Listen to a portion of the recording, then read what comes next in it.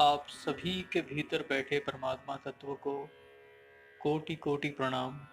मित्रों, आज हम पुस्तक हे नाथ मैं आपको भूलूं नहीं के अंतिम अध्याय को प्रारंभ कर रहे हैं जिसका नाम है समस्त साधनों का सार।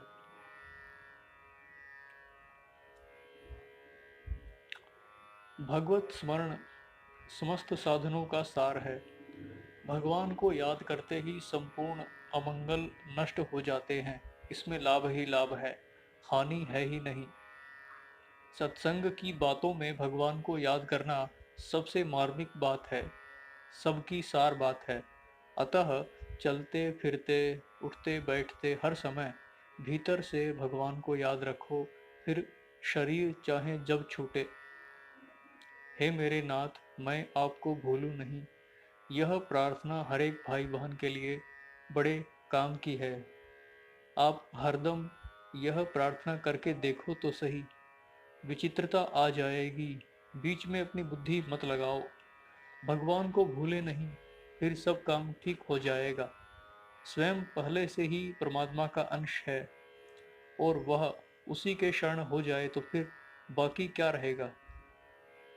कोई काम करो, कहीं जाओ, भगवान को अवश्य याद कर लो। भगवान को याद करने मात्र से मनुष्य संसार बंधन से छूट जाता है।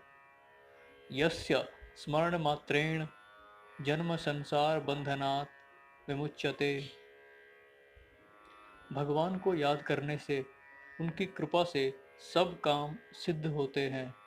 लक्ष्मण जी राम जी को नमस्कार किए बिना मेघनाथ को मारने गए तो मूर्छित हो गए, और राम जी को नमस्कार करके गए तो मेघनाथ को मार दिया।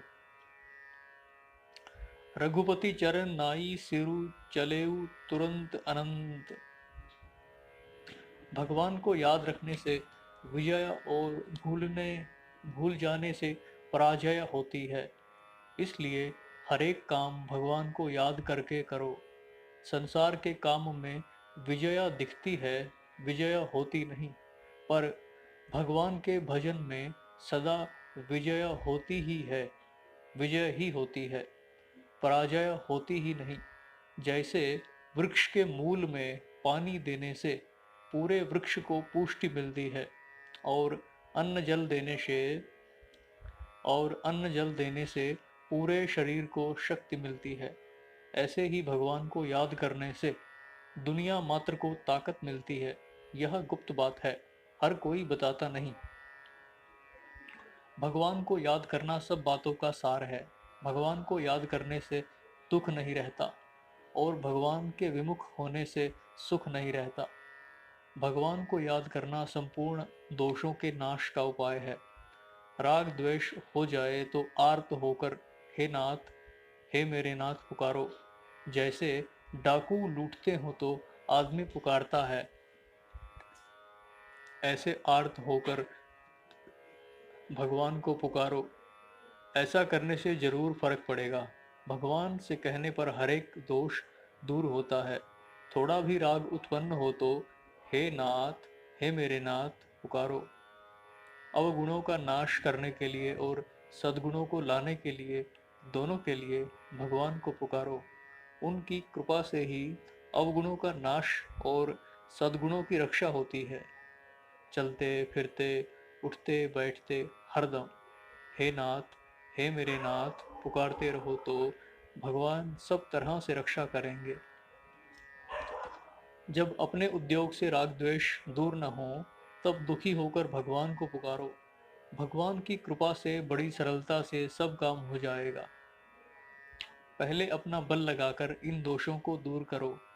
जब दूर नहीं हो, तब निर्बल होकर भगवान को हे नाथ, हे मेरे नाथ पुकारो। इसके समान दूसरा कोई उपाय नहीं है। पर अपने में बल का अभिमान नहीं होना चाहिए। अपने बल का अभिमान होगा तो सच्ची प्रार्थना कर सकोगे नहीं, देरी लगेगी।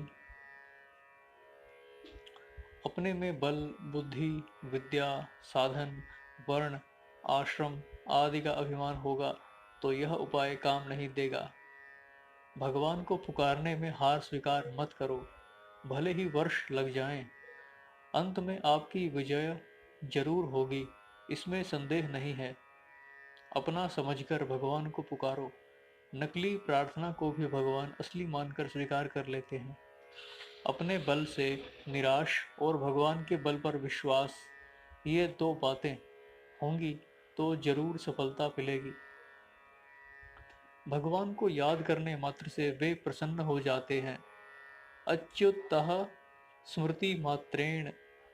भगवान से एक ही चीज मांगो कि हे नाथ, मैं आपको भूलूं नहीं। यह एक मंत्र है जिससे भगवान की स्मृति होगी। स्मृति होने से आप में शांति, आनंद, दया, क्षमा, उदारता आदि का ठिकाना नहीं रहेगा। संपूर्ण दुखों का अत्यंत अभाव हो जाएगा। केवल उनको हर समय याद रखो। भगवान को याद रखने मात्र से सब रिद्धियां सिद्धियां पास में आ जाती हैं। भगवान को हर समय याद करो।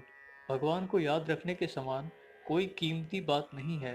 रात दिन, सुबह शाम, हर समय भगवान से प्रार्थना करो कि हे नाथ, मैं आपको भूलूं नहीं। भगवान की स्मृति संपूर्ण विपत्तियों का नाश करने वाली है। हरि स्मृति ही सर्व विपत्ति मोक्षणम। केवल याद करने से भगवान प्रसन्न हो जाते हैं।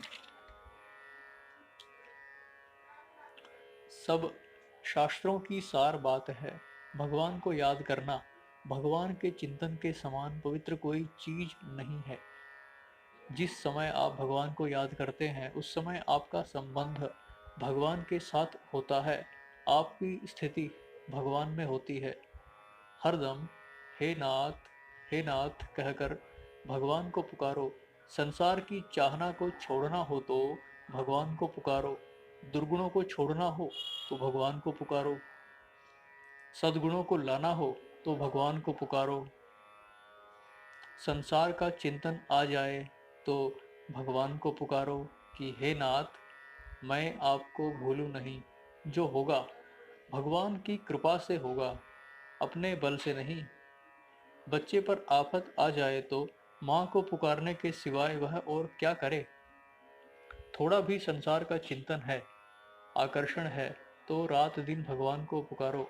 संसार के चिंतन से रहित होते ही भगवान अपने आप मिल जाएंगे। भगवान के साथ हमारा संबंध स्वतंत्र है, किसी के अधीन नहीं है।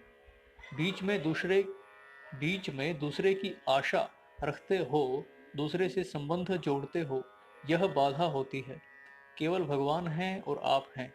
बीच में किसी दलाल की जरूरत नहीं है। आप सच्चे हृदय से भगवान के शरण हो जाओ और हे नाथ पुकारो। स्वप्न में भी किसी की जरूरत नहीं है। भगवान का जो नाम प्यारा लगता हो उसका जप करो और प्रार्थना करो कि हे नाथ, मैं आपको भूलूं नहीं। आपका कल्याण जरूर होगा, इसमें संदेह नहीं।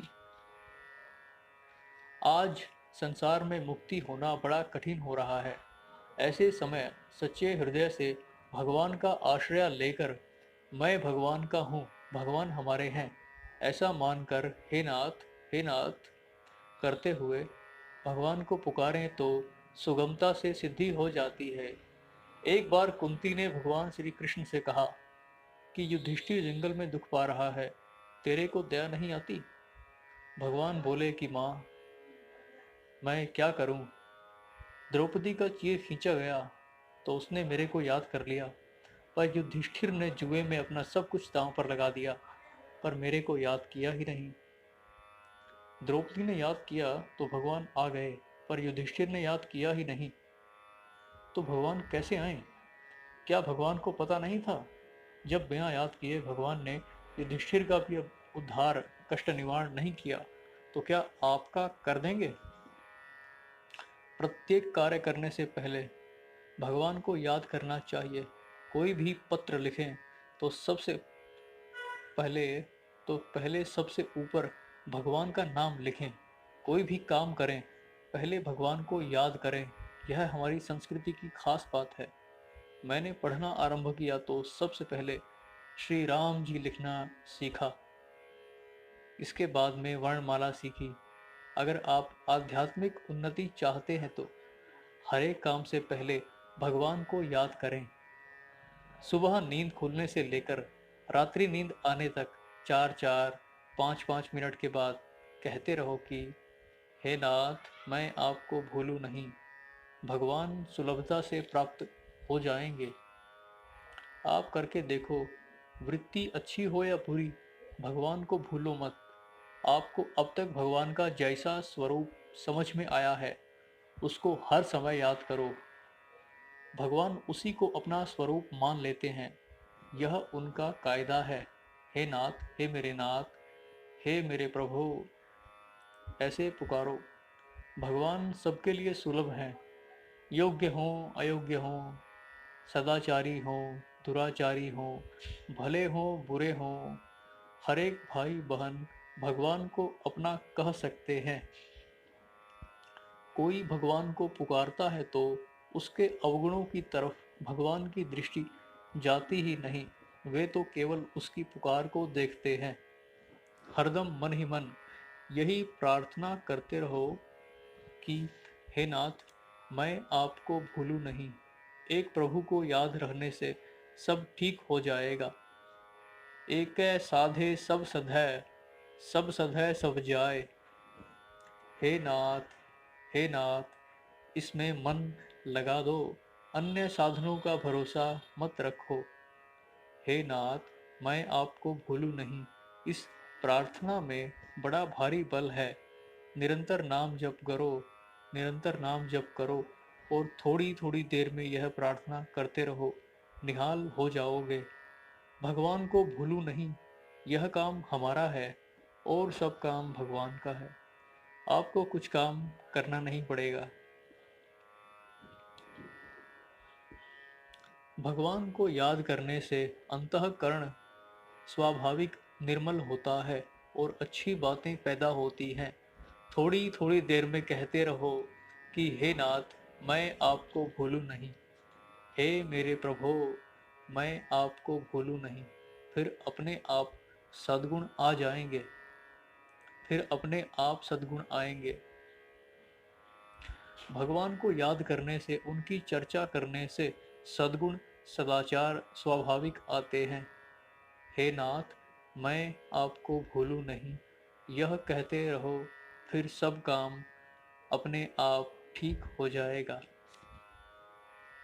तो ये अंतिम अध्याय समाप्त हुआ। मुझसे हुई अनेकों भूलों चूकों के लिए मैं आप सभी से क्षमा चाहता हूँ। ईश्वर आप सभी का